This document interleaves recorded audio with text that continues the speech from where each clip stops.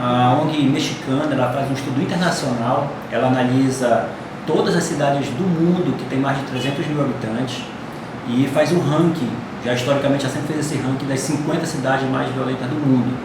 Infelizmente, em 2017, Belém figurou na 10ª posição, em 2018, Belém ficou na 12ª posição e desde 2020 a gente tem conseguido tirar Belém e mantido Belém fora dessa lista.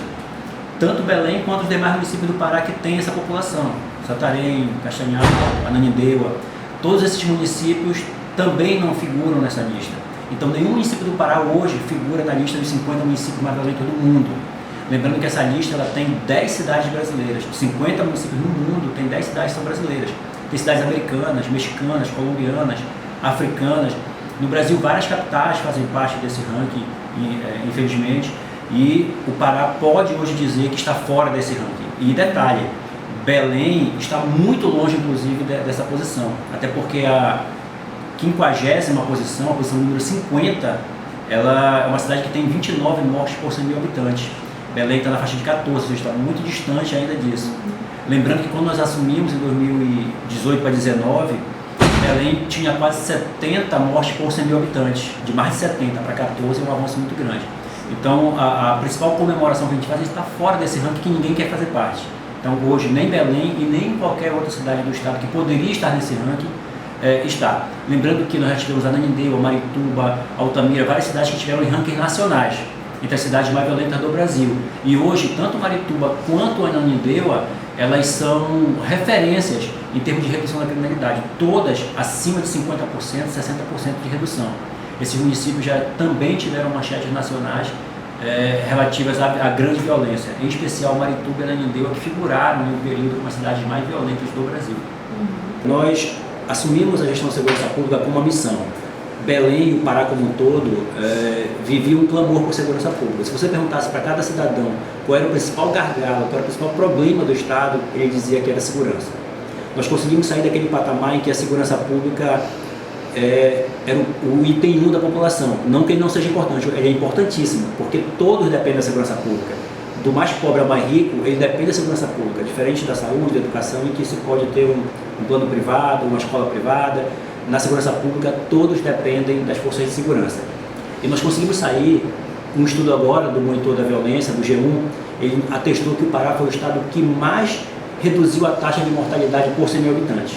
Existe uma taxa que, quando nós assumimos, para ter uma ideia, era 46 mortes por 100 mil habitantes. O que isso diz? Que em uma cidade de 100 mil habitantes, a média de mortes por ano naquela cidade era de 46 mortes. Hoje nós temos uma taxa de 25, é uma taxa ainda alta, inclusive se comparado aos estados do Sul e Sudeste, porém nós baixamos de 46 para 25. São 21 pontos a menos, ou seja, 21 mortes a menos a cada 100 mil habitantes que a gente tem no estado no progresso desses últimos 4 anos. Então esse é um ativo que nós temos e que a gente pretende melhorar cada vez mais. E o que isso nos permite? Quando você reduz o número de mortes violentas, homicídios, latrocínios, você consegue focar em outro tipo de criminalidade. Porque o tempo de qualquer gestor de segurança pública anteriormente, ele era tomado pelas mortes em série que ocorriam, pela execução, e não conseguia planejar qualquer outra medida. Exemplo, hoje nós conseguimos focar em coisas que nem se imaginava focar porque não se tinha tempo para isso. Crimes ambientais, poluição sonora, a questão daquelas motos que fazem barulho, coisas simples da vida da população, mas que impactam muito e que a segurança pública não fazia porque ela estava atarefada em cuidar de mortes em série. E hoje a gente consegue trabalhar de forma inteligente, por exemplo, no combate ao tráfico de drogas, ao invés de fazer os pontos de venda de droga, que tem que ser feita uma manutenção nisso, mas a gente consegue também focar muito nos grandes traficantes. Você verifica que ultimamente nós aprendemos toneladas de droga, 1,5 toneladas, 2,5 toneladas, quase 1 tonelada, várias apreensões com quase 1 tonelada de droga. Então grandes apreensões estão vindo porque nós conseguimos focar na inteligência e numa estratégia de repressão. Existe uma regionalização, mas ela não é tão delimitada assim. Por exemplo, no sul do Pará, você tem um tipo de criminalidade, mas também não quer dizer que em todos aqueles municípios existem. Tem município que tem sua casuística. Nós vamos dar um exemplo. Para regiões que tem garimpo, então tem problema de garimpo, mas tem município do sul do Pará que não tem garimpo, então não tem problema do garimpo, mas tem outro tipo de problema, de invasão de terra. Já no Marajó, o furto de gado ou de búfalo. No oeste do Pará, crimes ambientais.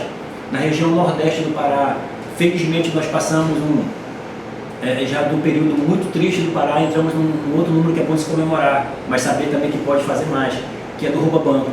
Se você pegar a estatística de rouba-banco até 2018, nós tínhamos na faixa de 20 a 30 rouba-banco naquela modalidade novo cangaço, aquela que sitia a cidade, domina a cidade e faz um roubo que realmente impacta toda a população. Nós passamos quase 2 anos sem ter esse tipo de criminalidade no Pará. Nós tivemos um caso agora mais recente, mas que foi respondido, com todos presos, armamento preso. Então a gente, nos últimos 2 anos, tem quase que 0 de registro nesse tipo de modalidade, mas é uma modalidade que nos preocupa e que a gente está sempre atento. Mas já foi uma preocupação muito grande na região nordeste do Pará, região de Capanema, aqueles municípios que circundam, e também no sul do Pará. Mas hoje, se você for pegar as estatísticas, nós não temos, por exemplo, nenhuma estatística desse tipo de modalidade criminosa no sul do Pará, que era o que sempre ocorria, na região de Marabá, por exemplo. Então é uma modalidade criminosa que existia e que a gente combateu muito fortemente com inteligência, com desarticulação das organizações criminosas, e que hoje a gente praticamente excluiu do mapa do Pará. O Detran não fazia operação com a PM, eles se juntavam para fazer a operação, mas muitas vezes não eram operações integradas. Por quê? O Detran tem algumas bases de dados formidáveis para a atividade policial, de radares, de busca de veículo, a SEAP tem localização de presos, quando acontece um crime, a SEAP sabe nos dizer se tem algum tornozelado, por exemplo, ali perto daquele crime. E essa integração entre as forças nunca foi um forte, e a gente procurou trazer isso. Pegar aquilo que a gente já tinha, o que cada força tinha de bom, e poder integrar, que todo mundo soubesse o que a outra força poderia colaborar. Então esse foi o primeiro momento. Segundo, presença de polícia nas ruas, polícia mais forte. A população começou a perceber desde o início da gestão que havia mais viaturas na rua. Como a gente fez isso? Sem efetivo. Que agora que está entrando o efetivo. Nós começamos a pagar a jornada extraordinária, que é compra parte da folga do policial, para que ele possa fazer o policiamento, em especial naqueles momentos em que a estatística demonstrava que havia maior número de criminalidade. Então, polícia nas ruas, presença de polícia. Segundo, uma repressão qualificada da polícia civil, em que a gente pudesse combater o tráfico, combater o crime organizado, mas pegando os seus cabeças, as lideranças, e não apenas pegando os executores, porque executor, o tráfico de drogas ou o crime organizado, ele vai conseguir outros executores. Você tem que quebrar as lideranças, aquela cadeia de comando, isso a gente tem feito.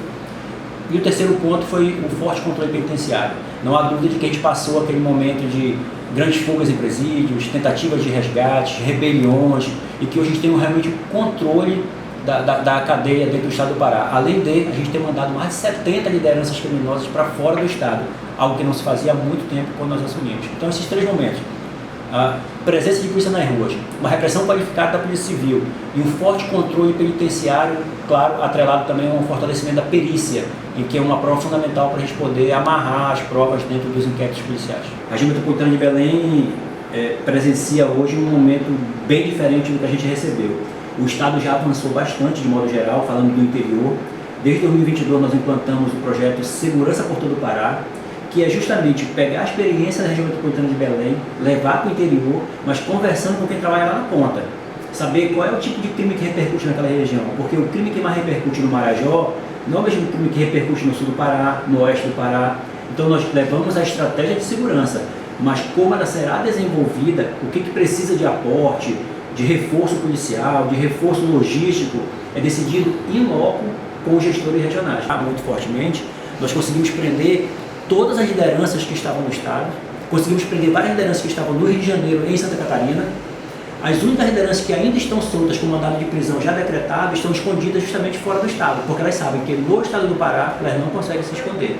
Então, a grande articulação que a gente faz hoje é justamente de poder fazer uma investigação mais qualificada, de você ter condições hoje de focar no tráfico em grande escala, de focar nas grandes organizações criminosas e não ficar somente apagando fogo, gerenciando crise. Hoje a gente consegue pensar a segurança pública e poder fazer uma ação diferenciada.